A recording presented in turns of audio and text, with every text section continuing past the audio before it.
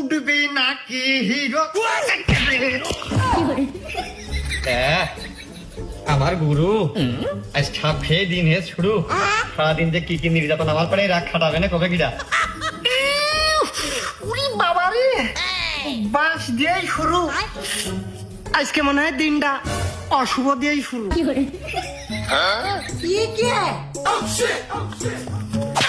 আমি এখানে পড়ে রয়েছি তুই আমার চোখ যাবি না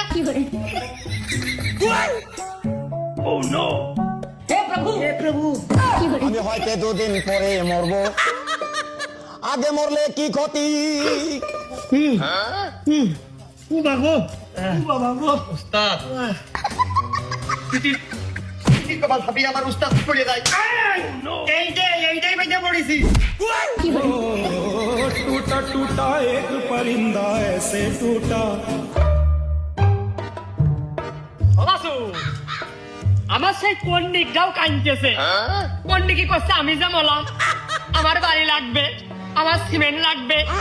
এইটাই তো ও জান ও খাতি যাচ্ছে